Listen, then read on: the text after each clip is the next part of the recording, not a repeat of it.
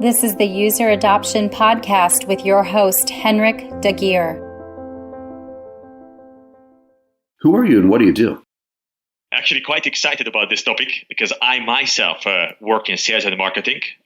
I work for a company, a hardware startup company. So we produce a physical product, actually a high-tech product. And at the same time, I have my podcast. So I'm in a way connected very deeply with this topic. Sales and marketing means we need to find customers for our high-tech product. It is a high-price product, so it's different in some aspects from a low-price product, the way we sell it and market it. What I want to stress a little bit more is that hardware in this case means it's a physical product, hardware and software-based products that the user adoption just works differently. So in a hardware space, businesses are based more on revenue rather than on increasing the user base, like in software. So I think that's also another aspect to consider. So in hardware, the prices are higher, the products are more costly. This means that they concentrate more on the revenue, and in software, they are even ready to sell and give out the product as cheap as possible, the selling price being as cheap as possible, as low as possible, so that they can increase the number of users so that they later can charge more. The freemium model is very well known. This is a new startup. We started selling last October.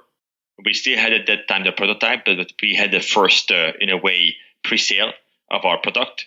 And it's a great experience to be there from the start. And we managed to sell a few products, and at the same time, of course, we have our own challenges. Challenges like, finding the first customers when you don't have a very good track record by definition yet. But still, in spite of this, we were happy that we could find the first customers, and then the sales should pick up, of course. And regarding my podcast, I'm interviewing hardware entrepreneurs, CEOs, C-level executives typically, about their way of starting the business, how they found success. And there, the user adoption in my case means finding new listeners, so increasing the listeners base. Balint, how are you involved with user adoption? So regarding the first thing, the working at this hardware startup, so I'm doing sales and marketing.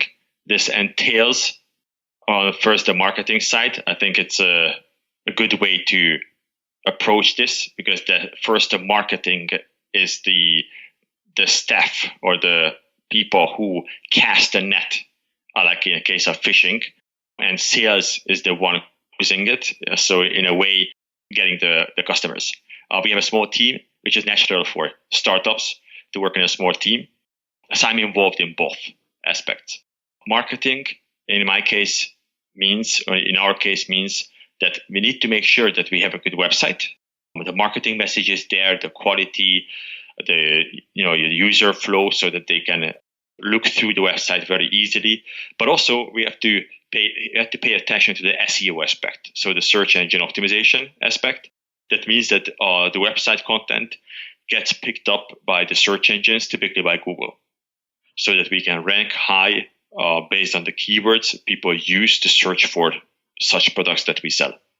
And regarding the sales aspect, I'm the one reaching out to the customers together with the founders and scheduling phone calls with them, visiting them on the site. So this is like the classical sales aspect.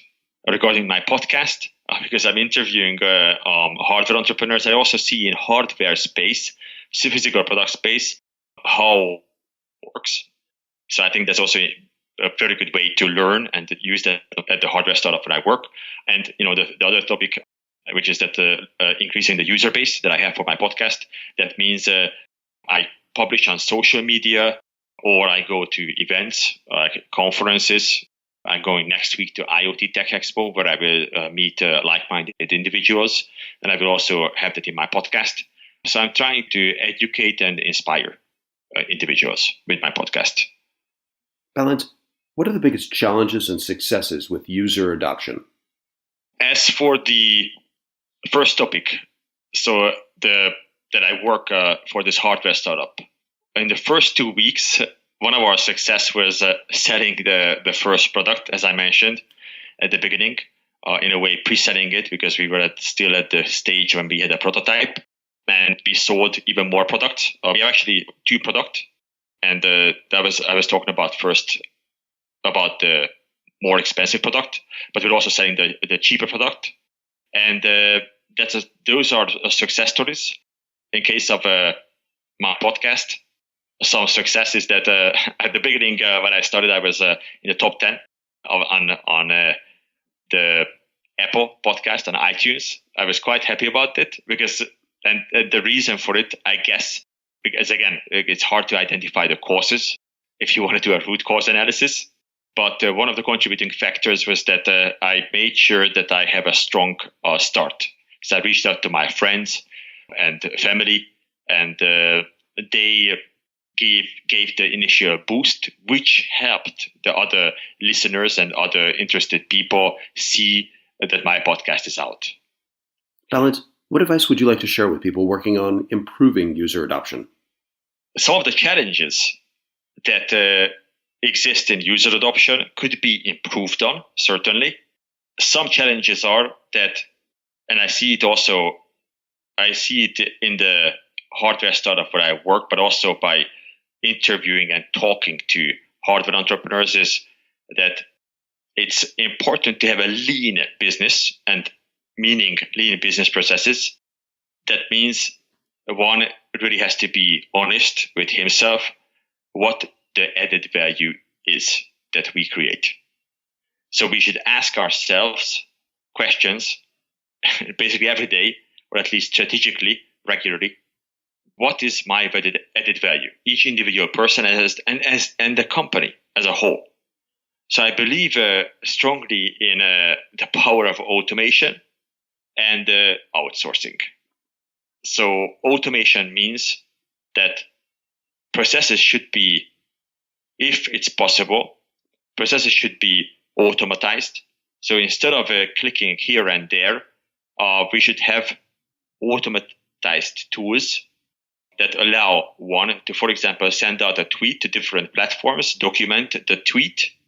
But it's true also for business processes. When you want to get a new customer into the system, into the CRM, that should be as lean as possible. You should not send out an email and then copy-paste the message into your CRM tool. There's a clever way of doing it, which means you put it into the BCC, the email address that you use in your CRM system that is associated with that account. I think that's an example for automation. The other one is outsourcing, especially for a startup that is working with a small team. It's important to enlarge the team virtually whenever there's a demand for it. And I think one of the best ways of doing that is instead of hiring people, one should think about using external talent to enlarge their skill set, but also to be able to cope with the daily challenges of the business. I would say these are the 2 big topics that I would focus on for improving user adoption. And Balint, where can we learn more about user adoption and your work on the subject? One of my favorite books, especially for selling high-priced products, is Neil Rackham's Spin Selling. He talks both about high-priced and low-priced products. His book is different than other ones because it's based on 12 years of knowledge, of analysis that he did on analyzing successful and not successful phone calls, sales calls. And he really created statistics based on these, on what works and what doesn't work. It's based on 35,000 phone calls that he analyzed. That helps me a lot to apply that knowledge when at the hardware startup where I work, but also during my podcast, because I work and I communicate with people, with executives who have a high-priced product or high-priced thing, which is their business and the products they sell, especially for hardware. Typically, some equipment can cost a lot more than $100. So definitely one book. Another one is the work by Sean D'Souza. He's one of my favorite marketers. And he talks, I did one of his courses, and he talks a lot about the 3 pillars that one can use for growing the business. One is one-to-one, so consulting. Even a startup can do that at the beginning when you're not concentrating on scaling the business yet, but you want to have a good product market fit. Another one is training. When you talk to many people, this means for a startup, you go to conferences. We also do that at the hardware startup where I work. For example, the week after next week, I'm going to a conference in Ireland on spectroscopy. And this is really good because when this is happening, you're not acting as a salesperson, but it's more you're acting more as a teacher. And teachers are better perceived than a salesman. On the third pillar is that you have a product rather than just selling your time. And this is what a classical startup does. I think it's important to concentrate on all 3, especially at the beginning, but even later to grow in an organic way. And the third is, as I mentioned, I work in these fields. I want to produce more and more content around this, including the user adoption. And in the future, hopefully I can say that I can also become a reference on more on this topic around this user adoption. Well, thanks, Balint. Thank you, Henrik. I appreciate it. For more on this, visit useradoptionpodcast.com. Don't forget to please subscribe, rate, and review. And for a book about this, check out useradoptionbook.com. Tune in next week for the next episode. Thanks for listening.